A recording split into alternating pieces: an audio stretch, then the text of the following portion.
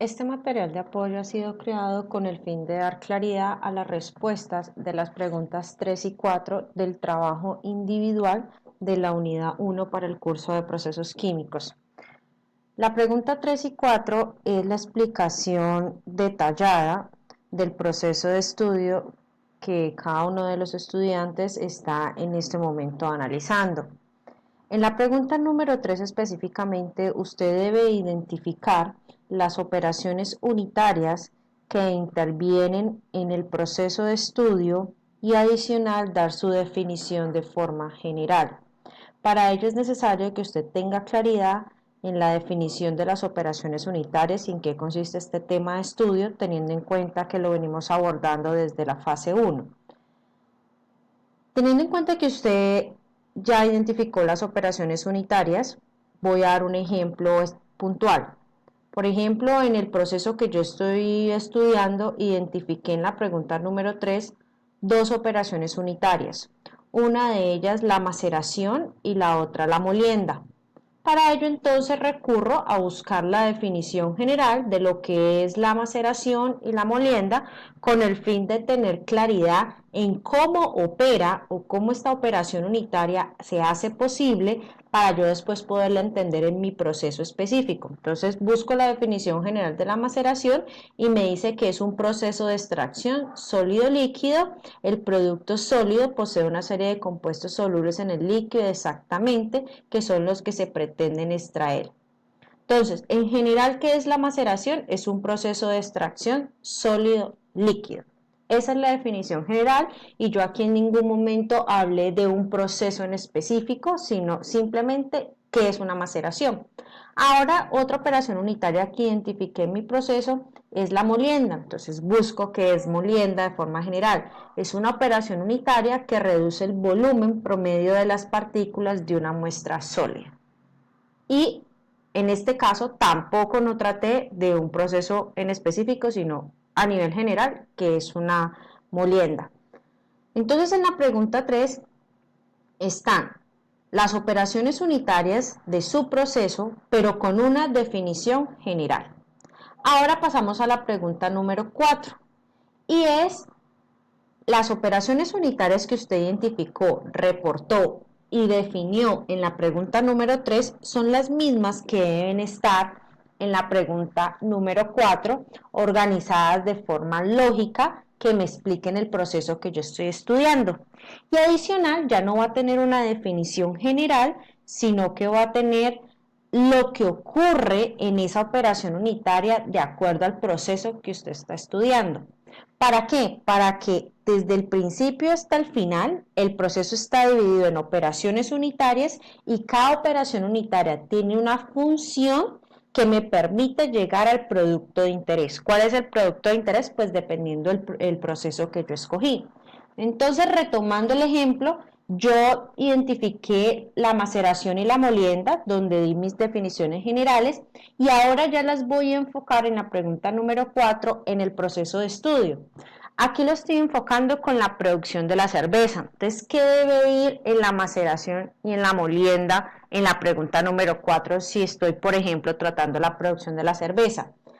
O lo que ocurre exactamente en la molienda y en la maceración es que el cereal se muele y mezcla con agua a temperatura adecuada para extraer el azúcar del grano y obtener así un mosto dulce. El agua es el ingrediente mayoritario con más de un 90% del producto, por lo que la duración y temperatura durante el proceso influirá bastante en el tipo de cerveza final y las especificaciones o el consumo pues ya indicado que se pretende. Entonces, ¿qué ocurre específicamente en las operaciones unitarias de molienda y maceración en la cerveza? Que yo tengo cereal, debo tener agua con el fin de que se extrae el azúcar del grano y obtengo así un mosto dulce y que es determinante la temperatura del agua, la cual ustedes pueden indagar y buscar esas temperaturas porque está ya reportada en las bibliografías, en la bibliografía cuál es la temperatura del agua que debe estar para que ocurra esta operación y que el agua constituye en este paso más del 90% del producto. Entonces, Dos cosas. Uno, mire que esta definición, cuando yo hablo de molienda y maceración, que el cereal se muele y se mezcla con agua a temperatura adecuada para extraer el azúcar del grano y obtener así un mosto dulce, yo estoy hablando de la producción de la cerveza, donde intervienen las materias primas. ¿Cuáles son? Pues ahí me están hablando del cereal y el agua.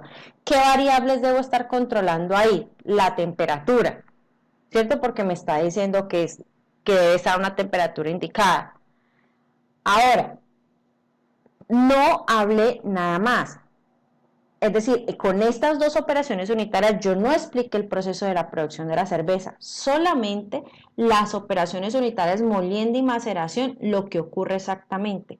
Y asimismo, entonces, usted en el momento que va identificando las operaciones unitarias que van antes de la molienda y la maceración y después de la molienda y la maceración hasta llegar al producto que es la cerveza, usted estará explicando de forma detallada la producción de la cerveza.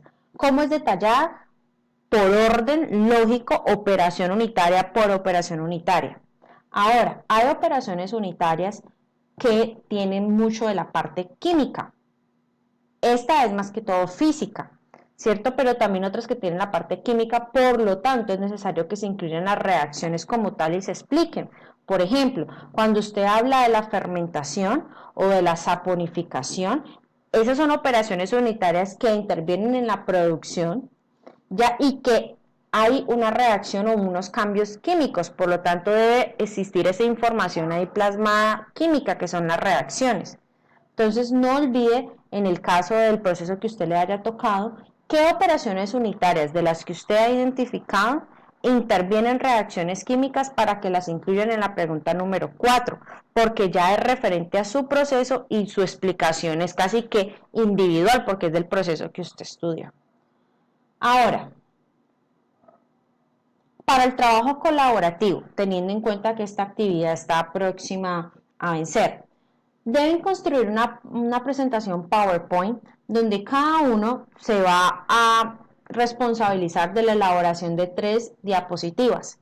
Pero esta presentación PowerPoint debe ser dinámica, debe ser de fácil comprensión. Entonces se pide, según la guía, que una diapositiva sea la presentación del producto y que para que sea dinámica y sea interactiva y sea fácil de comprensión, pues haga uso de imágenes, palabras cortas, frases cortas, palabras claves, efectos, animación. Entonces, por ejemplo, yo aquí sugiero una imagen, pero igual en esa diapositiva, si tiene los efectos y todo, puede incluirse bastantes imágenes que me hablen de lo mismo y es la presentación del producto. Ojo, es la presentación del producto, no la presentación del proceso. En este caso yo estoy suponiendo que trabajé con la producción del vino, entonces la presentación del producto, ¿cuál es? El vino. Entonces aquí coloco una imagen de la uva, ¿cierto? Del lugar donde se hacen el recoger la uva como tal y una copa con una botella de vino, como para que se entienda algo de que yo les voy a hablar en ese momento desde la producción del vino. Cosa diferente a que si yo solamente coloco un racimo de uvas, pues puedo hablar de la fruta como tal, de un jugo, de un vino, ¿cierto? O si coloco una copa simplemente con vino, pues puede ser que, no sé, el gusto por el vino o es una enfermedad que puedo tratar el vino como causa para remediar problemas de una enfermedad del vino, bueno, algo así. Pero si ya yo coloco esta imagen así completa, pues estoy queriendo transmitir el mensaje es que voy a hablar de la producción del vino. Sin embargo, esta imagen sola en la diapositiva aún es parcial. Entonces, como puede hacer uso de imágenes, pues usted la pone más interactiva para que en una sola diapositiva le aparezcan varias imágenes que en total le den a entender a la persona que está viendo esta diapositiva que usted está estudiando la producción del vino. Segunda diapositiva, la importancia del producto.